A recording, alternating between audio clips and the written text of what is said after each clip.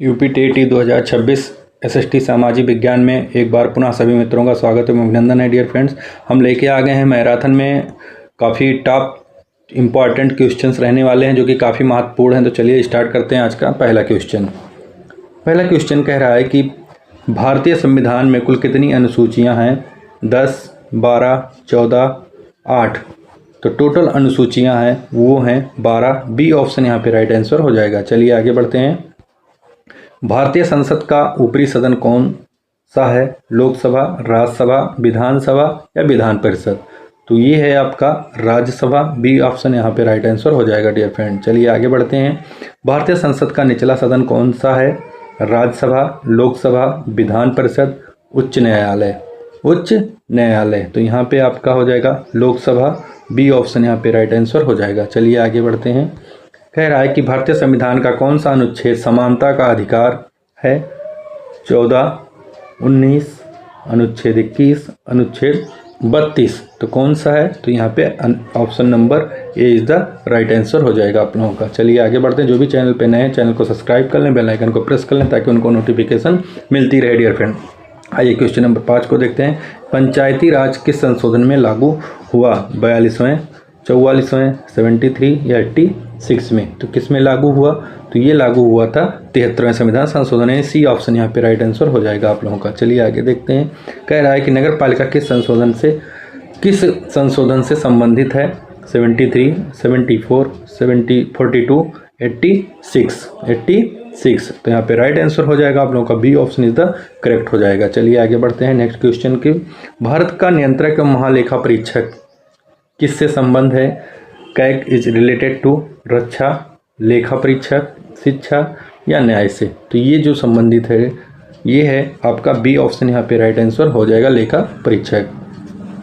राष्ट्रीय आपातकाल किस अनुच्छेद के अंतर्गत घोषित होता है? 352, 356, 360, 368। तो किसके अंतर्गत घोषित होता है राष्ट्रीय आपात डियर फ्रेंड? तो वो होता है 352। ए ऑप्शन यहाँ पे राइट आंसर हो जाएगा। चलिए आगे बढ़ते हैं। नेक्स्ट कह रहे हैं राज्य आपातकाल किस अनुच्छेद में? 352, 356, 360, 370। तो ये हो जाएगा यहाँ पे B option is the right answer 356। चलिए आगे देखते हैं।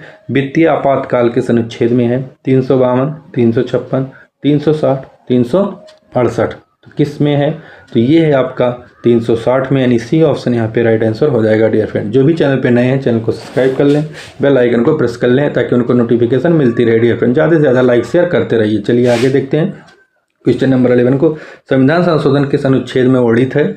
356, 368, 370, 352। तो किस अनुच्छेद में संविधान संशोधन उल्लेख है? तो इसका मिलता है जो अनुच्छेद वर्णित है ये मिलता है डियर फ्रेंड आपका 368, यानी बी ऑप्शन यहाँ पे राइट आंसर हो जाएगा। चलिए आगे देखते हैं।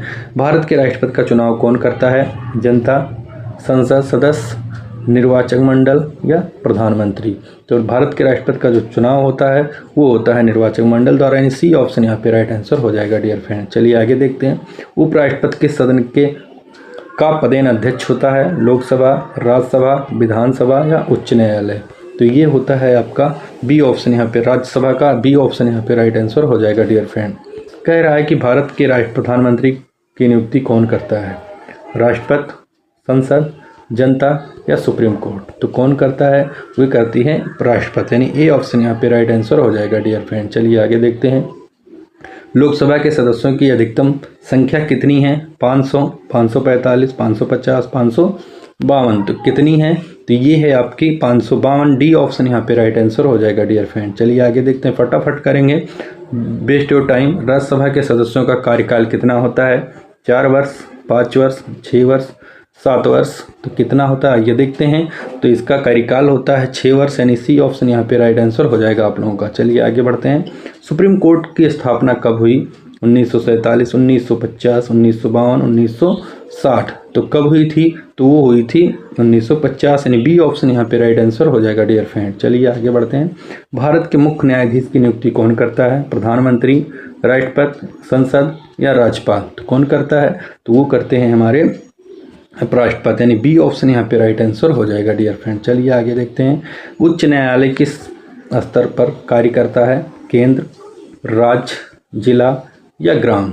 किस स्तर पर काम करता है, तो ये करता है राज्य, यानी बी ऑप्शन यहाँ पे राइट आंसर हो जाएगा डियर फ्रेंड्स। चलिए आगे बढ़ते हैं। न्यायालय, जिला न्यायालय किसके अधीन होता है? सुप्रीम कोर्ट, उच्च न्यायालय, लोकसभा या राष्ट्रपति? तो किसके अधीन होता है डियर फ्रेंड? तो ये होता है उच्च न्यायालय के अधीन होता है, यानी बी ऑप्शन यहाँ पे राइट आंसर हो जाएगा आप लोगों का। चलिए नेक्स्ट क्वेश्चन देखते हैं। भारतीय राष्ट्रीय कांग्रेस की स्थापना कब हुई थी? 1885, 1905, 1919, 1947। तो इसकी स्थापना जो हुई थी डियर फ्रेंड वो हुई थी 1885। ए ऑप्शन यहाँ पे राइट आंसर हो जाएगा। चलिए आगे बढ़ते हैं। भारतीय राष्ट्रीय कांग्रेस के प्रथम अध्यक्ष कौन थे? महात्मा गांधी, एओ होमो, व्योम चंद्र बनर्जी, बाल गंगाधर तिलक? तो यहाँ पे राइट आंसर हो जाएगा C option is the right हो जाएगा। चलिए आगे बढ़ते हैं नेक्स्ट क्वेश्चन की तरफ। स्वदेशी आंदोलन किस घटना के विरोध में शुरू हुआ था? बंगाल विभाजन, जलियांवाला बाग, साइमन कमीशन या दांडी मार? तो यहाँ पे राइट आंसर जो होगा वो होगा डियर फ्रेंड आप लोगों का ए ऑप्शन, बंगाल विभाजन इज द राइट आंसर हो जाएगा आपका।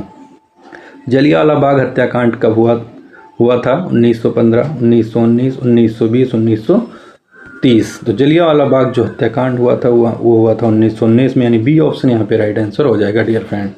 चलिए आगे देखते हैं। दांडी मार्च का नेतृत्व किसने किया था? जवाहरलाल नेहरू, महात्मा गांधी, सुभाष चंद्र बोस या सरदार पटेल? तो किसने किया था?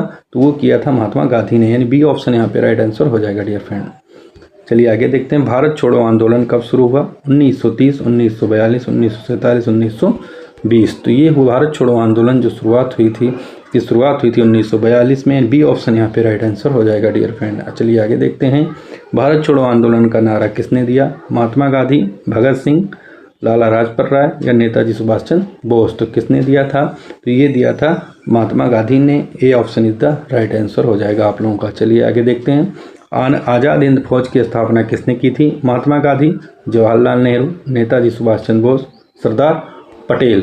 तो किसने की थी? तो ये की थी नेताजी सुभाष चंद्र बोस ने। C option is the right answer हो जाएगा डियर फ्रेंड। कह रहा है साइमन कमीशन भारत कब आया था? 1928, 1930, 1919, 1942। तो कब आया था साइमन कमीशन? तो ये आया था डियर फ्रेंड्स 1928 में। ए ऑप्शन यहाँ पे राइट आंसर हो जाएगा आप लोगों का। चलिए आगे देखते हैं।